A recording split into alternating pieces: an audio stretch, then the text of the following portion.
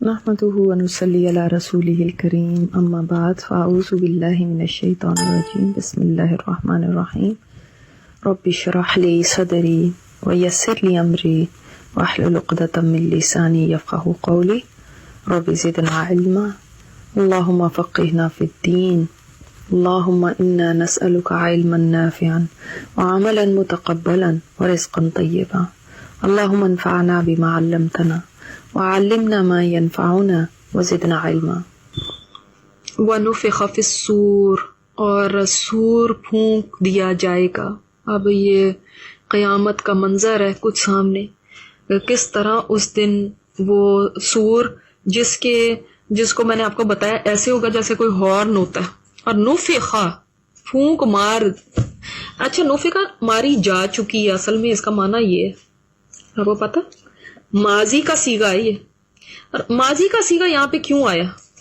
اس لیے کیونکہ اب ہم ترجمہ تو کرتے ہیں نا ماری جائے گی، مگر یوز اللہ تعالیٰ نے ماضی کا صیغہ کیا، اس لیے کیونکہ اللہ کے نزدیک جو اللہ تعالیٰ نے بات کہہ دی ہے نا، ہمارے لیے تو وہ فیوچر ہے۔ اچھا فیوچر کی بات کو ہم یہ بھی سوچ سکتے ہیں، کبھی ذہن میں آ ہی سکتا ہے نا کہ پتہ نہیں ہوتا کہ نہیں ہوتا، شاید کچھ اور ہو جائے، ہے نا، شک ہو سکتا ہے نا، لیکن جو چیز ہو چکی، جو کل ہو چکا، اس کو تو نہیں ہم شک کریں گے کہ وہ پتہ نہیں ہوا تھا کہ نہیں ہوا تھا، ایسا تو نہیں ہے۔ تو ماضی کا صیغہ اس لیے استعمال کیا کہ یہ قیامت اتنی یقینی ہے، یہ بات اتنی فورس اس میں کرنے کے لیے نا کہ یہ بات اتنی یقینی ہے جیسے کوئی چیز ہو چکی، سمجھ لو یہ ہو بھی چکا ہے، اس میں تو کوئی تمہیں شک نہیں ہوگا نا، جو ہو چکا ہے، ہونا تو یہ ہے آگے فیوچر میں، لیکن ایسے ہے جیسے ہو چکا، کیونکہ یہ اتنا ہی فائنل ہے، اتنا ہی یہ واقعی ہونے والا ہے۔ تو سور پھونک دیا جائے گا، اور یہ کون سا سور ہے؟ نفخۃ الموت، وہ والا سور جس سے سب کو موت آ جائے، جس سے آسمان اور زمین کے جتنے ہیں فصاعقہ، پس بے ہوش ہو جائیں گے، بے ہوش ہو کے یہ بھی کہا جاتا ہے کہ مر جائیں گے۔ اس کے بعد سور جو 2 دفعہ کا پھونکا جانا ہے نا، یہ تو متفقن علیہ ہے، سارے اس پہ متفق ہے سب علماء کے۔ ایک سور تو ہے قیامت کا جس سے سب مر جائیں گے، اور دوسرا ہے باس بعد الموت کا جس سے سب کھڑے ہو جائیں گے۔ لیکن بعض نے 3 سور کے بارے میں بھی کہا ہے، اور وہ کہتے ہیں کہ پہلا سور جو ہے وہ فضا کا ہے، یعنی گھبراہٹ کا، جس سے گھبراہٹ طاری ہو جائے گی اور سارے اتنے گھبرا جائیں گے کہ بھاگنے دوڑنے لگیں گے، اور ایک لوگوں کے اوپر نشے کی کیفیت طاری ہو جائے گی، وہ ساری باتیں۔ اور دوسرا بے ہوشی کا، تیسرا اللہ کے سامنے کھڑے ہونے کا، بعض کہتے ہیں 2 ہیں۔ تو یہاں پہ ان 2 کی بات بیان کی گئی ہے کہ پہلا سور جب، پہلا تو نہیں، جو بھی سور پھونکا جائے گا تو اس سے بے ہوش ہو جائیں گے۔ کون بے ہوش ہو جائیں گے؟ من فی السماوات و من فی الارض، اس کا مطلب ہے وہ سور کیا چیز ہوگی کہ جس سے جو بھی آسمانوں میں کون ہے؟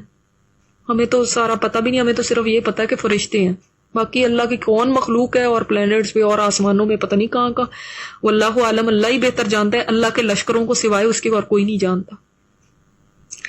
تو جو آسمانوں میں ہے وہ بھی، یعنی جو زندہ ہیں وہ مر جائیں گے، مراد یہ ہے، اور جو مر چکے ہیں نا، یہ بھی کہا جاتا ہے جو مر چکے ہیں وہ ان کی روحیں بے ہوش ہو جائیں گی، سمجھائی؟ یعنی عالم، ملائکہ کا عالم، عالم الارواح، جتنے بھی عالم ہیں سب میں ہر کوئی بے ہوش ہو جائے گا۔ ومن فی الارض، اور جو زمین میں، الا من شاء اللہ، مگر جس کو اللہ چاہے۔ اس کا مطلب ہے کہ کوئی رہ بھی جائے گا۔ ہاں، یہ میں نے آپ کو حدیث پہلے بھی بتائی بھی ہے کہ جب سب کو موت آ جائے گی، اس وقت پھر جو رہ جائیں گے ان میں کون کون ہے؟ جبرائیل علیہ السلام، اسرافیل علیہ السلام، ملک الموت، اور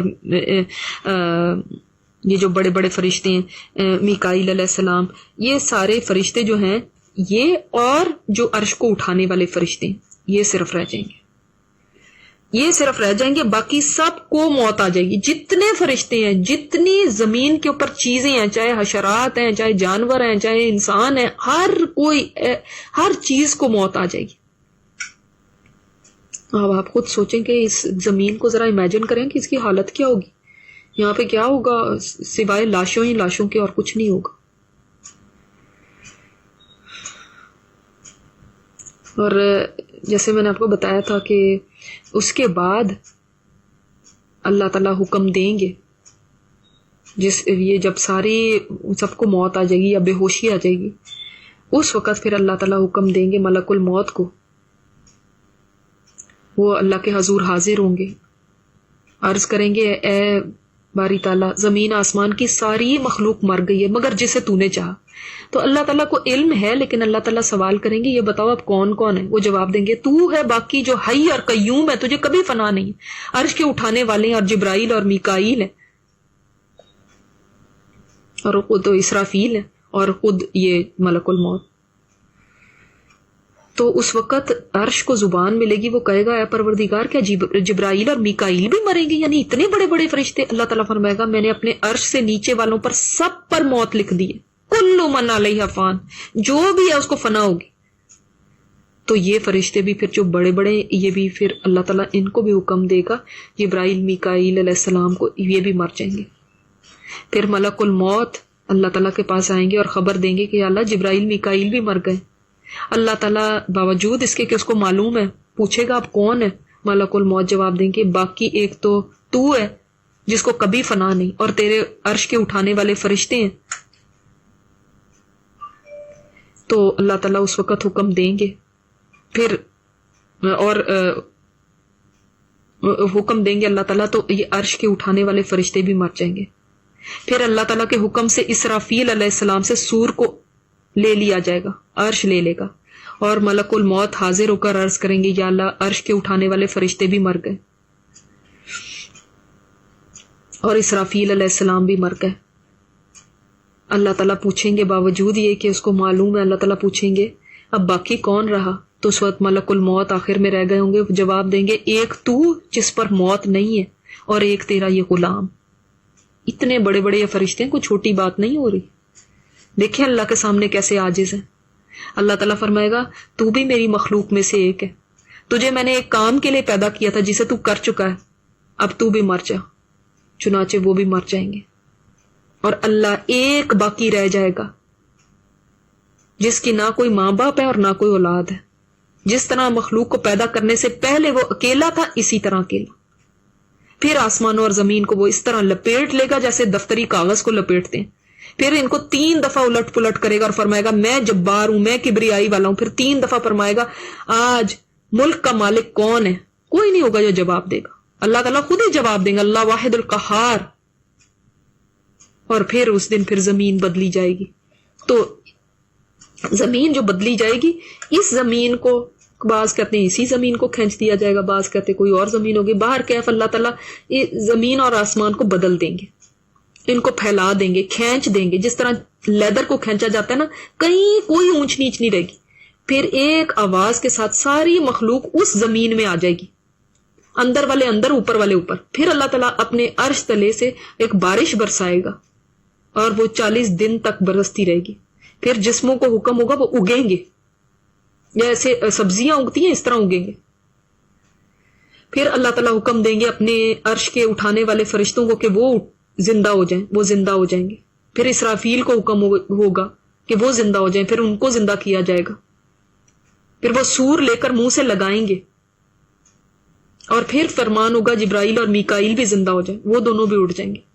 پھر اللہ تعالیٰ روحوں کو بلائے گا، مومنوں کی روحیں اور کافروں کی روحیں جو جیسی بھی ہوں گی وہ ویسی آئیں گی. پھر ان کو لے کر ان کے جسموں میں ڈال دیا جائے گا.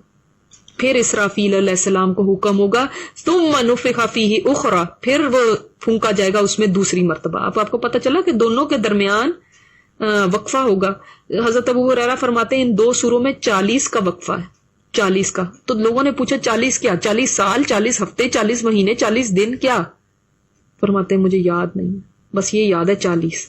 اینی ہاؤ کچھ ٹائم پیریڈ گزرے گا، اس کے بعد یہ پھر دوسرا نفخہ پھونکا جائے گا. اور اس کے دوران جب پہلا نفخہ پھونکا گیا اس میں سارے انسان مر گئے، اس کے بعد انسانوں کو نہیں پتا کہ کیا ہو رہا ہے. پھر اب یہ دوسرا نفخہ پھونکا گیا فَإِذَا هُمْ قِيَامٌ يَنظُرُونَ، پھر جب دوسرا نفخہ پھونکا جائے گا تو یکا یک وہ کھڑے ہوں گے، دیکھ رہے ہوں گے. جب ساری روحیں اپنے جسموں میں نوسٹرلز کے، ناک کے نتنے ہیں، ان کے راستے سے اندر چلی جائیں گی. جس طرح زہر سارے جسم میں پھیل جاتا ہے نا، اس طرح روئیں میں دوڑ جائے گی. تب پھر جو سور پھونکا جائے گا نا، زمین پھٹ جائے گی اور لوگ اپنی قبروں سے اٹھیں گے. اور سب سے پہلے کون اٹھے گا؟ نبی کریم صلی اللہ علیہ وسلم. آپ صلی اللہ علیہ وسلم نے فرمایا کہ سب سے پہلے میرے اوپر سے زمین شق ہوگی اور میں اٹھوں گا اور میں دیکھوں گا کہ موسیٰ علیہ السلام اللہ کے عرش کا پایا پکڑے ہوئے کھڑے ہیں. اب مجھے نہیں پتا، میں نہیں کہہ سکتا کہ کیا ان کے اوپر بے ہوشی آئی ہی نہیں یا وہ مجھ سے پہلے ہوش میں آ گئے. سبحان اللہ. تو یہ قیامت کی گھڑیاں ہیں. اب انتظار ختم ہو گیا. اسرافیل علیہ السلام تو خیر جب سے اللہ نے ان کو پیدا کیا وہ اس وقت سے منتظر ہے حکم کے کہ کب حکم آئے اور سور پھونک دے سے سب کچھ فنا ہو جائے. تو ان کو تو جو ہی حکم ملے گا وہ تو اسی وقت ہی پھونک دیں گے. اب یہ جب دوسرا نفخہ پھونکا گیا ہے تو اب سارا آپ دیکھیں جو ایک نقشہ ہی ہے وہ بدل گیا. سارے کھڑے ہو گئے اور اچانک سے کھڑے ہو کے ایسے دیکھ رہے ہیں حیران پریشان ہو کے. یہ جو ہے نا فَإِذَا هُمْ قِيَامٌ يَنْظُرُونَ ایک یکا یک کھڑے ہو کے دیکھ رہے ہیں. یہ کیا دیکھ رہے ہیں کہ ہائی یہ تو وہی دن آ گیا، یہ تو وہی دن آ گیا جس کی ہمیں خبر دی تھی. اب ان کے اوپر جو خوف ہوگا، جو دہشت تاری ہوگی نا، اس کا ہم آج نہیں سوچ بھی نہیں سکتے اس چیز کو کہ جو کچھ کہنے والوں نے کہا تھا وہ تو سارا سچ ہو گیا. جتنا جتنا جس کا یقین کم تھا نا اتنا اتنا اس کو خوف زیادہ ہوگا. ظاہر ہے پھر اس نے کیا بھی نہیں کچھ ہوگا. آپ یہ بتائیں کہ جس نے مارا جس نے دوبارہ کھڑا کیا وہ کتنا طاقتور ہے؟ یہ سوچتے ہیں آپ؟ جس نے لمحے بھر میں مار دیا اور جس نے دوبارہ کھڑا کر دیا وہ کیسا ہوگا؟ ملک الموت کو جب موت آئے گی نا تو ایسی چیخ ماریں گے کہ اگر کوئی زندہ ہوتا تو وہ مر جاتا ان کی چیخ سے. تو رب کتنا پاورفل ہے جس کے ایک حکم پہ کسی کو موت آ جائے اور ایک حکم پہ زندہ ہو جائے. اب وہ جو مر گئے تھے وہ بڑے ہیں یا جس نے مارا ہے وہ بڑا ہے؟ تو یکا یک سارے کھڑے ہو جائیں گے. یہ قیام ہے. اور یہ قیام کس کے آگے ہے؟ یہ قیام ینظرون یہ کس کے آگے قیام کر رہے ہیں؟ کسی کاروبار کے آگے یا کسی بت کے آگے یا کسی انسان کے آگے یا کسی بزرگ کے آگے؟ نہیں، رب العالمین کے آگے. آج حالات ہی بدلے میں دیکھیں، سب حیران پریشان کھڑے ہیں. اللہ تعالیٰ نے خود یہ منظر دکھایا. اس میں ساری آپ دیکھیں گے سب کتنے چھوٹے، بے بس، مسکین، مجبور نظر آ رہے ہیں. کتنے چھوٹے ہیں انسان اور کتنے بڑے بنتے ہیں. دیکھو یہ ہے تمہاری حیثیت. بڑا تو وہی ہے جس کو بڑائی زیب دیتی ہے. اب تارے جھڑ چکے ہیں، سمندر بڑکا دیے گئے، آسمان لپیٹ دیے گئے، پہاڑ اڑ گئے. وہ تمہاری دنیا کی ساری چیزیں ختم ہو گئی. منظر بالکل بدل چکا ہے. وَأَشْرَقَتِ الْأَرْضُ بِنُورِ رَبِّهَا اور چمک اٹھے گی زمین اپنے رب کے نور سے.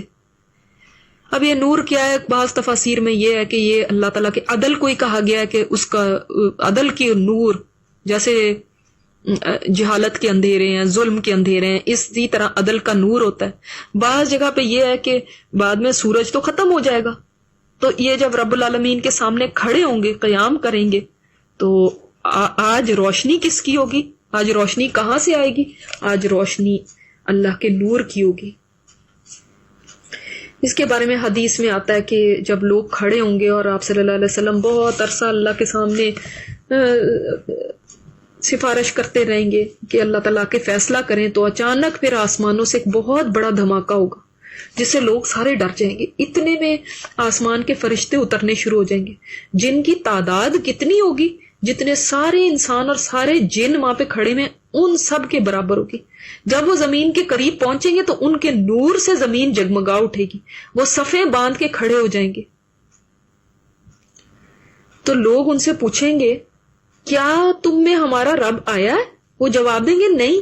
پھر دوبارہ آسمان پھٹے گا، پھر اتنی تعداد میں اور فرشتے اتریں گے، پھر دوبارہ آسمان پھٹے گا، اسی طرح اور فرشتے اتریں گے اور وہ اور گھیرا ڈال لیں گے. گھیرا ڈالتے جائیں گے. ایسے لگتا ہے کہ جیسے بیچ میں تو انسان کھڑے ہوئے، انسان بھاگے گا کہاں پہ؟ سوچے نا، انسان اور جنات تو بیچ میں کھڑے ہوئے اور ارد گرد یہ فرشتے آتے جا رہے ہیں اور گھیرا ڈالتے جا رہے ہیں.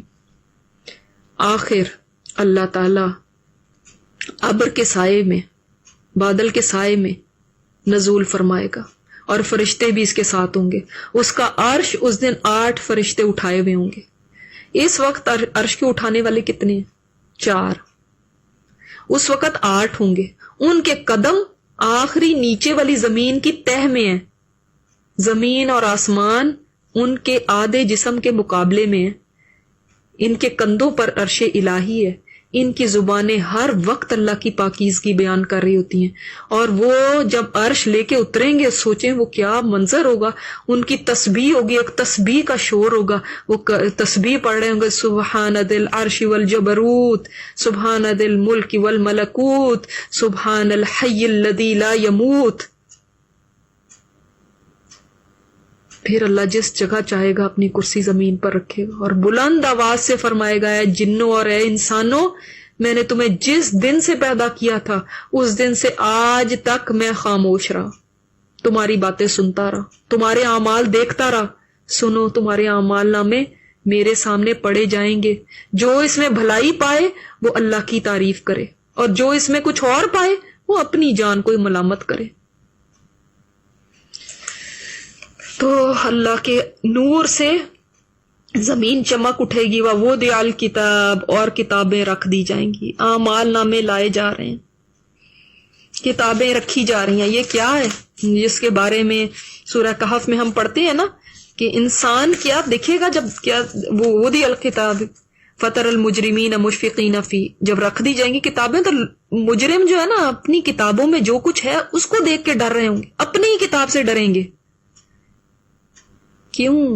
اس لیے کہ ان کو پتہ ہے نا کہ من یعمل مثقال ذرۃ خیرا یرہ، آج جس نے ذرے کے برابر بھی بھلائی کی ہوگی وہ بھی دیکھ لے گا. ومن یعمل مثقال ذرۃ شرا یرہ، اور جس نے کچھ برا کیا ہوگا نا ذرے کے برابر وہ بھی دیکھ لے گا. تو روشنی جب ہوئی، آج تو ہم سورج کی روشنی میں دیکھتے نا، اس دن اس نور کی روشنی میں دیکھ رہے ہوں گے لوگ. اس روشنی میں کیا نظر آ رہا ہے؟ کتاب اعمال لا کے رکھ دی گئی ہے. اب انسان کو پتا چلے گا پکڑے گئے، مارے گئے. اب جس دن کا یقین نہیں آتا تھا نا وہ آ گیا. ہمیں تو خیر اپنی موت کا بھی یقین نہیں آتا، قیامت تو دور ہے، ہم تو دفنا کے بھی لوگوں کو اپنی موت کا یقین نہیں کرتے. اور کیا ہوگا؟ وَجِيءَ بِالنَّبِيِّينَ وَالشُّهَدَاءِ، اور لائے جائیں گی انبیاء اور گواہ. انبیاء بھی آ گئے اور گواہ بھی. کیوں؟ عدالت جو سیٹ ہو رہی ہے. عدالت میں مقدمہ کس پہ ہے؟ مجرم کون ہے؟ میں اور آپ، جن کے اوپر کیس ہوگا. اور کیس کہیں پہ بھی کسی عدالت میں چلتا ہے نا، گواہ بھی ہوتے ہیں. حالانکہ اللہ کو گواہوں کی ضرورت نہیں ہے، وہ سب خود ہی جانتا ہے. لیکن حجت تمام کرنے کے لیے کہ کوئی یہ نہ کہے انصاف نہیں ہوا، اس لیے گواہ بھی لائے جا رہے ہیں. اور دیکھیں ڈاکیومنٹس بھی ہیں، جو چارجز ہوتے ہیں وہ بھی، چارج شیٹ بھی تو ہوتی ہے نا. اعمال نامہ ہے، چارج شیٹ بھی ہے، گواہ بھی ہیں، مجرم بھی کھڑا ہوا ہے. اور جج کون ہے؟ انصاف کرنے والا وہ رب. یہ ہے حاضری کا دن جس کے لیے عدالت سجائی جا رہی ہے، ریڈی ہو رہی ہے. آج بتایا جائے گا زندگی میں کیا کیا کرتے رہے، آج کیا لے کر آئے ہو، زندگی میں کس کی مان کے آئے. ایسا لگتا نہیں دور سے نبی آتے دکھائی دے رہے ہیں، گواہ آتے دکھائی دے رہے ہیں، اور انسان حیران پریشان دیکھ رہا ہے یہ بن کیا گیا. میری کتاب بھی موجود ہے اور گواہ بھی ہیں. تو فرمایا وَقُضِیَ بَیْنَہُم، اور فیصلہ کر دیا جائے گا ان کے درمیان. کس طرح فیصلہ ہوگا؟ کیسا فیصلہ ہوگا؟ بالحق، ساتھ حق کے، انصاف کے ساتھ. وَہُم لَا یُظْلَمُونَ، کسی پہ ظلم نہیں کیا جائے گا. یہ نہ فکر کرنا، فیصلہ انصاف کے ساتھ ہونا ہے، لیکن یہ نہیں پتا کس کے حق میں ہوگا اور کس کے خلاف. حاضر تو سبھی ہیں، سب اگلے پچھلے، سب آدم سے لے کے قیامت تک کے انسان. اس بھیڑ میں کہیں میں بھی ہوں، کہیں آپ بھی ہیں، اور میرے ارد گرد نہ میرے ماں باپ ہیں نہ کوئی میرا بچہ ہے سہارا دینے کو، نہ ماں باپ ہیں دلاسا دینے کو، نہ شوہر ہے کہ ان کا ساتھ ہو، بالکل اجنبی ماحول، اور انسانوں کا جم غفیر ہے، ہر طرف ساری سر نظر آ رہے ہیں. اتنے انسانوں کے کراؤڈ میں خود کو کھڑا کر کے دیکھیں. اللہ اکبر. جہاں نہ کوئی کسی کو پہچان رہا ہے، نہ کوئی کسی کی بات سن رہا ہے، سب اجنبی. اس وقت جو دل میں غم اٹھ رہا ہے نا، کہ انسان سوچتا ہے کہ اللہ وہ منظر، وہ دن کیسا ہوگا کہ جس دن کسی کو کسی کی نہیں ہوگی. واقعی پھر اس دن کلیجے پھٹ رہے ہوں گے، منہ کو آ رہے ہوں گے. آج سوچ کے ٹانگیں ٹھنڈی ہو جاتی ہیں کہ وہ عدالت کیسی ہوگی. عدالت کا تو اس دنیا میں بھی عدالت کو تصور کریں تو انسان کو ایک جھرجھری سی آ جاتی ہے، خوف آتا ہے. وہ عدالت جس میں پائی پائی کا حساب، جس میں ایک ایک بات کا حساب. وفیت کل نفس، پورا پورا دے دیا جائے گا. وفیت کا مطلب ہی ہے پورا پورا، پائی پائی کا حساب چکایا جائے گا ہر شخص کو، معاملت جو اس نے عمل کیا. تو وہاں پہ اس وقت جب حال برا ہو رہا ہوگا، کس کو حال سناؤں گی؟ اس وقت جو خوف کا عالم ہوگا، اس کی داستان کس کو بیان کروں گی، کس سے شیئر کروں گی؟ اس وقت جو سپورٹ کی ضرورت ہوگی، وہ کس سے مانگوں گی؟ وہاں تو سب کو اپنی پڑی ہوئی ہے، ہر کوئی پریشان حال ہے، دکھ میں، اپنے فیصلے کا منتظر ہے. آج تو آر ہے یا پار ہے، آج تو ادھر ہوں گے یا ادھر ہوں گے، آج تو آگ ہے یا باغ ہے، جنت ہے یا جہنم ہے. اس خیال نے سب کے ہوش اڑائے ہوں گے، اس وجہ سے آنکھیں چڑھی ہوں گی، سر اوپر کو اٹھے ہوں گے. تو یہ بات ذہن میں رکھنا کہ وَهُوَ عَالَمُ بِمَا يَفْعَلُونَ، وہ زیادہ جانتا ہے جو کچھ وہ کرتے ہیں. اسی بیس پہ تو وہ پورے انصاف کرے گا، کیونکہ جو جانتا نہیں وہ انصاف کیسے کر سکتا ہے. اس آیت میں جو ہے نا، وَجِیءَ بِالنَّبِیِّینَ وَالشُّہَدَاء، یہ نبیوں کو اور گواہوں کو کیوں لایا جائے گا؟ نبی کیا کرنے کے لیے آ رہے ہیں؟ نبی یہ ٹیسٹیفائی کرنے کے لیے آ رہے ہیں اس عدالت میں کہ یا اللہ، جو تیرا پیغام تھا نا، ہم نے تو پہنچا دیا، ہم نے ان کو بتا دیا تھا. اب یہ اپنی بیہیویئر کے، اپنی زندگی کے، اپنے اعمال کے خود رسپانسبل ہیں، فلی رسپانسبل ہیں، کیونکہ ہم ان کو پہنچا چکے ہیں. یعنی اب کوئی اگنورینس کا ایکسکیوز نہیں پیش کر سکے گا کہ اللہ ہمیں تو پتہ ہی نہیں تھا. آپ تک بھی رسول آ چکا ہے نا، آپ مانتے ہیں نا رسول کو، پھر ہم کیسے کہہ سکتے ہیں کہ ہم تو جانتے ہی نہیں ہیں، تو ہم اللہ تعالیٰ کو کہہ دیں گے ہمیں پتہ ہی نہیں تھا؟ کیونکہ یہ رسول وہی گواہی دیں گے کہ ہم نے پہنچا دیا، ہم نے بتا دیا، اور ان کی تعلیمات ہم تک پہنچ چکی ہیں. انہوں نے جو کچھ بتایا، جو وحی آئی تھی ان پر، وہ انہوں نے پورا ہم تک پہنچا دیا. حدیث بھی پہنچ گئی ہے، قرآن بھی پہنچ گیا، اب ایکسکیوز کوئی نہیں. اور شہداء کون ہیں؟ اس کے بعد، نبیوں کے بعد، جنہوں نے ان نبیوں کے مشن کو پورا کیا، جنہوں نے وہی کام کیا تبلیغ کا، جنہوں نے دعوت دی لوگوں کو، جنہوں نے پیغام کو پہنچا دیا. اور امت مسلمہ بھی اس دن گواہ ہوگی، وہ بھی گواہ ہوگی کہ یا اللہ ہم نے پہنچا دیا تھا. کیونکہ لوگ کہیں گے نا کہ ان کے پاس پیغام تھا، ان کو سچے دین کا پتا تھا، انہوں نے تو نہیں ہمیں بتایا.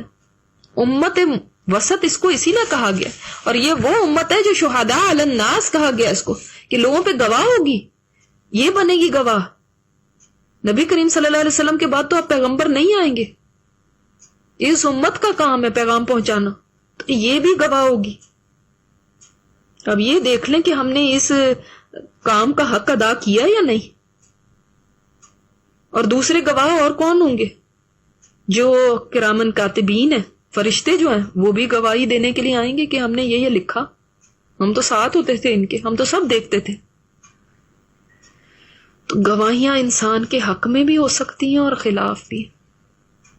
پیغمبر تو آ کے یہ کہہ دیں گے ہم نے تو بتا دیا، تو ان کی تو ذمہ داری پوری ہو گئی. اب آپ دیکھ لیں کہ انسان جب ان گواہوں کو دیکھے گا، اپنے اعمال کو دیکھے گا، جو نامہ اعمال جو کتاب رکھ دی گئی ہے، تب اس کو خود پتا چل جائے گا کہ اب واقعی اب پکڑ ہو گئی، اب میں پکڑا گیا ہوں، اب اللہ کی قدر آئے گی، اور اب یہ پتا چلے گا کہ زندگی کس نے کس کے کہنے پہ گزاری، کس کی مرضیوں پہ گزاری، کس کو نمبر 1 پہ رکھا اپنی زندگی میں. اللہ اکبر، یہ بڑا سخت دن ہے.